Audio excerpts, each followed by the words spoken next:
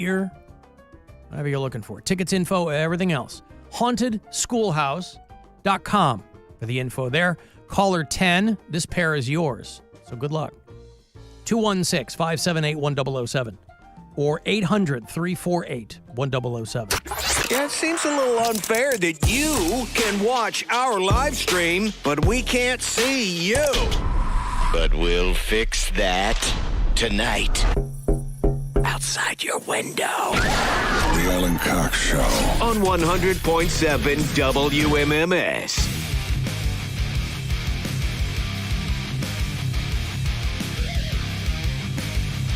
I got Disturbed tickets for you all next week, by the way.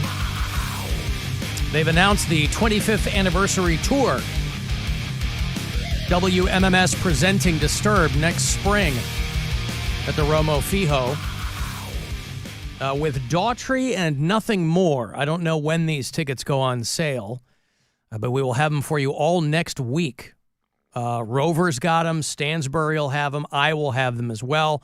They're doing 2 sets in the same show. So they're doing The Sickness in its entirety. If you're mad that they don't play Droppin' Plates every time you've seen them live, you'll get it then. So they're going to do The Sickness in entirety and then, like, all the other stuff. And they have a rotating cast of openers on this tour. We will get Daughtry and Nothing More. So WMMS presenting Disturbed next spring. It is Monday, March the 31st at the Romo Fijo. So we'll have those for you next week. We're getting into Cleveland Monster Season 2. Finally, I got opening night tickets for you. Yeah. That is Saturday, the 26th at the Romo Fijo. They're taking on the Rochester Americans. We'll have 4 packs for you next week. Big Hair Wednesday presenting Wasp at the Agora in November. I go to that. Theory of a Dead Man Unplugged in Akron. And Kerry King from Slayer is back on his solo tour.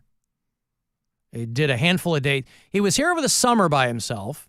Well, he opened for Lamb of God and Mastodon, I think. And then went back on the road with Slayer, did Riot Fest in Chicago, did a whole bunch of festivals. And now he's going back on the solo thing. So January 31st, Kerry King is going to play the House of Blues, if you're a Slayer fan. So a lot of big things next week for you to win. We will be here live every day next week. Guardians baseball situation will be, I guess I shouldn't say it'll be over, right? We don't know that it'll be over, but it won't be preempting us if it continues. About 5 minutes away, I got more money for you. Another $1,000 courtesy of the Buzzard Bookie. You will hear Cavs basketball tonight on the Buzzard. They lost to the Bulls on Tuesday night. This is all preseason action. They'll be in Detroit to play the Pistons. Next week, they'll play the Bulls in Chicago. And then the home opener is October the 25th. That's a Friday night. They'll be playing the Pistons here at home at the Romo Fijo. But the regular season will begin in Toronto. Cavs playing the Raptors. But tonight, Pacers are in town. That's a 7 o'clock tip-off. Guardians baseball will be on WTAM 1100.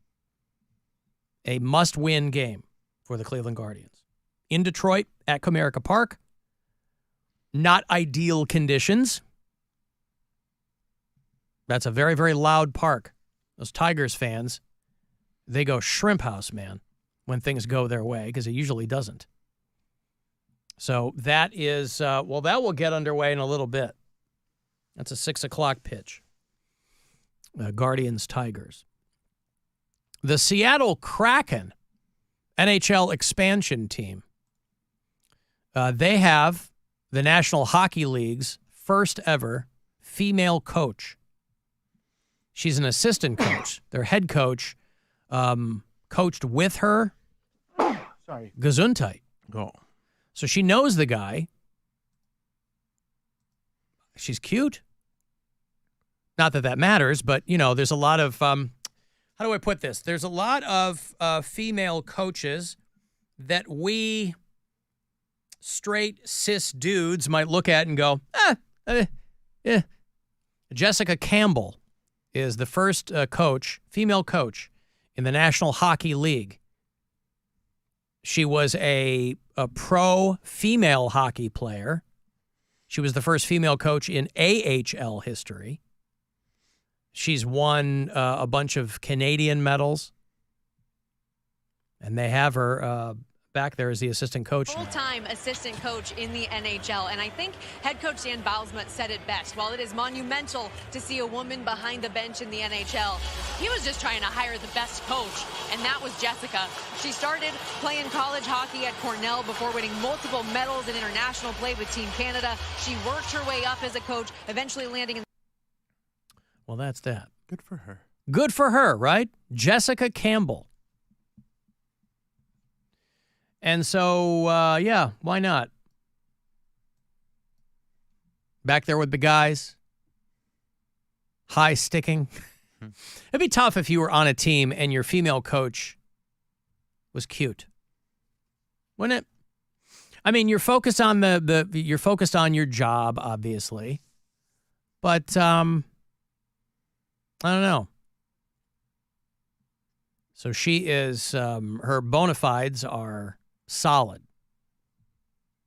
Again, it's an old hacky bit, but I think that it bears reconsidering how coaches of different teams get to dress. Different sports, rather. Well, it's also changing all the time, too, whereas it used to be a suit pretty much across the board for every sport. And then football went, you wear the gear. And now basketball, the suit era of basketball coaches is over. Yeah, but baseball, they've always worn the uniform. Yeah. And I wonder why that is. Baseball is the only one where they wear the uniform. I mean, maybe just because it's shirt and pants. It'd look ridiculous if a basketball coach was standing there in a jersey and shorts. And obviously a hockey coach is not going to get padded up. Football coach, same thing. So maybe it's just as simple as the baseball uniform is the most, it's a summertime sport. You're not going to stand out there in a suit. But that would be great. I think it would be awesome to flip that whole script.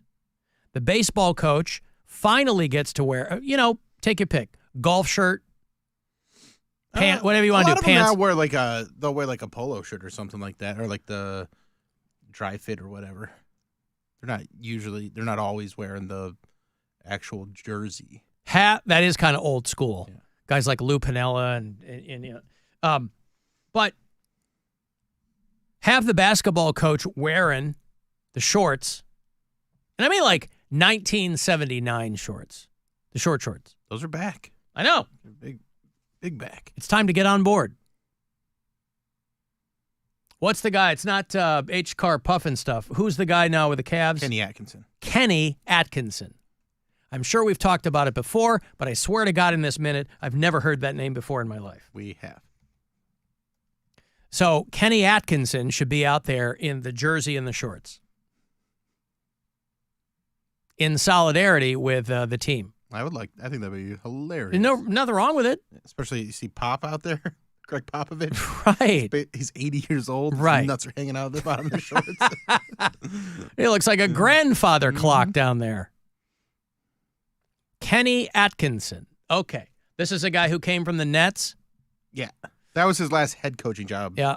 He came from the Warriors. He was an assistant with the Warriors. Okay. He played professionally overseas. Never played for the NBA. And so we have him here. We couldn't get what's his name back? Mike Brown for a fourth time? No. Third time, whatever? No. David. Njoku? No. He's a tight end for. No. David Blatt? David Blatt. Nah, I don't think he's the guy who was coaching Israeli basketball. Yeah, he's the guy that got fired when he had a winning record. And yeah, why'd they do that? Because maybe they feel bad about it now. Like, it wasn't the right thing. And so then they sent him away and won the championship. Yeah. So it worked out. Okay. Why don't they bring back Bingo Smith or like a former player who could coach the team? They want to bring him back? I guess they got the guy they wanted, Alan. I'm sorry, he's dead.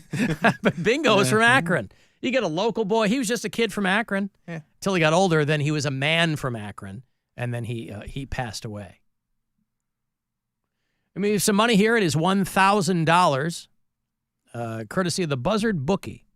It's your shot to bet on yourself winning $1,000. Good luck. This is your chance to bet with the Buzzard Bookie and win $1,000 now. Enter this nationwide keyword at WMMS.com. Credit. That's credit. Enter it now at WMMS.com. I'm going to give you your final Brian of the day. All right. Okay? Fine. It's the final Brian. Final Brian of the day. He leaves us messages where he's singing songs, and a lot of times I know what the songs are. I know what this one is, but it's up to you to determine if you know what it is. Because sometimes he'll give us long, drawn out, he'll give you plenty of time to figure it out.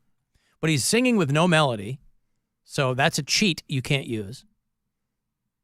That's what makes it fun, is it's really hard to place it in your head unless you know the lyrics.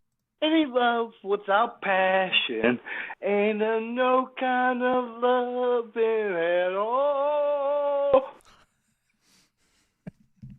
Now, unless you know the song, you might not know the song just from him singing.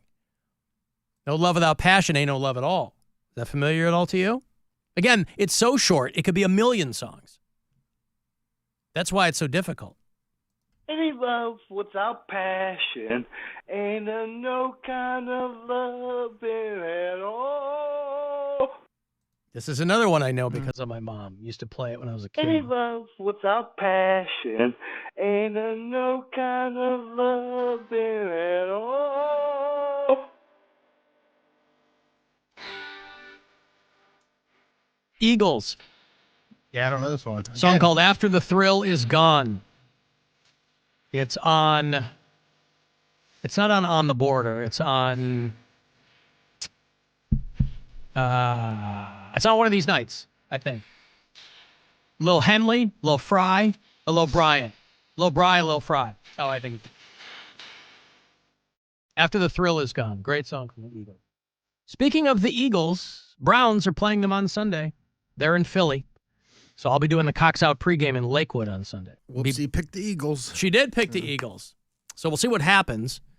Cox Out pregame with Bud Light. Be at the Lakewood Truck Park Sunday from noon to 2. And it's your shot to get to Las Vegas with the Bud Light Football Face-Off Challenge. So join me, won't you, on Sunday. We only have a handful of them throughout the course of the season. We're probably halfway through them. Next one's not until the 17th of November. And then what are you going to do?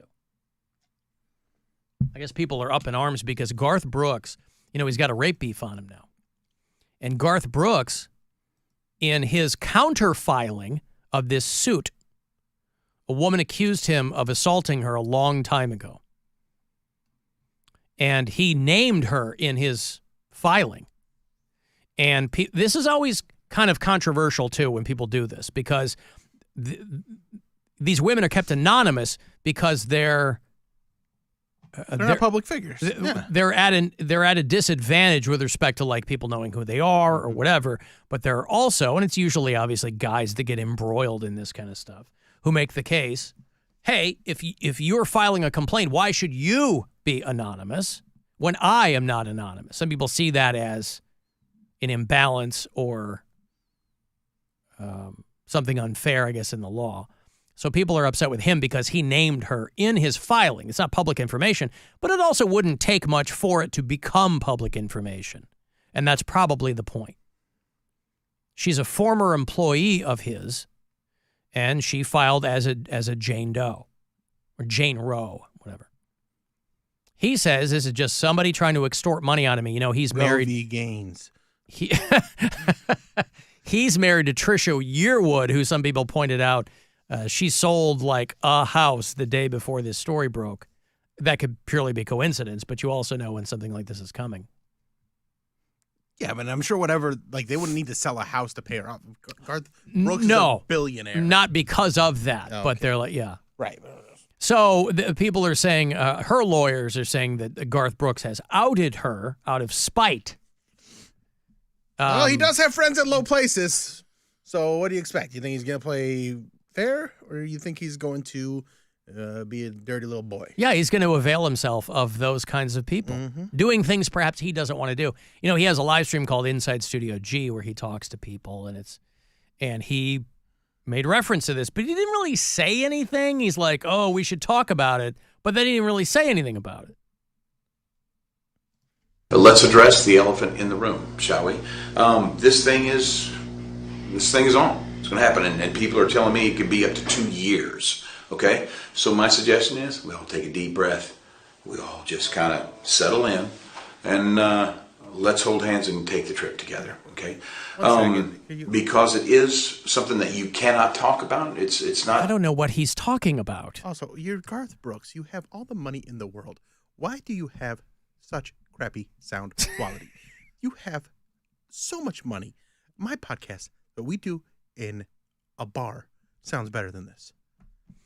Well, because he probably figures like he's in a studio, but he's also. Then use a studio. I Mike. know Use some of the equipment you got. He's not on a boom. It's been 2 weeks, hasn't it? We haven't been. I don't know around what 2 he's weeks. doing. Yeah, but Lots happened in the last 2 weeks.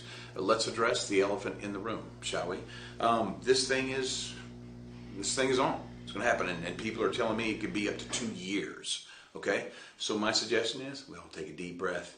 We all just kind of settle in. put a lot on. Right, he doesn't even have that on. There's no boom. Doesn't have a lav mic on. No, He's just talking into the room. He's talking to a phone. They're doing this on a goddamn phone. And he's got a massive screen on the back wall. Let's hold hands and take the trip together. Okay, because it is something that you cannot talk about. It's not. That's all we can say about it.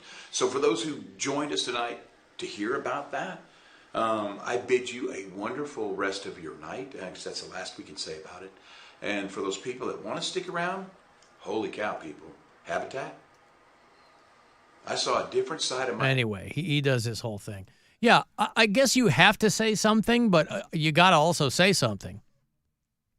This I can't talk about it, but it's bogus. I don't know why you'd even bring it up if you're not going to talk. The elephant in the room. Yeah, he goes, let's address the elephant in the room. That's not to go, I can't talk about it. It's not addressing the elephant in the room. Like the public has no right to your information of what's going on. They're going to see articles about it anyway. Mm-hmm. That's why it's the elephant in the room. This is not a story that he broke. Do you think he's going to have a new song come out called Elephant in the Room? Garth Brooks. I don't know. I don't know anything about Garth Brooks. I know this. My wife's a big fan. I know that he really doesn't like Tom Segura. Is that true? Yeah. Because they look so similar? Or? No, because they do a bit on Tom's podcast where they would play bits and pieces of his Studio G stuff and kind of make fun of him and call him a serial killer. Oh, they'll play clips of that show? Yeah. Why do they call him a serial killer? Because they think he's weird and he has serial killer energy, and you can tell like he's really.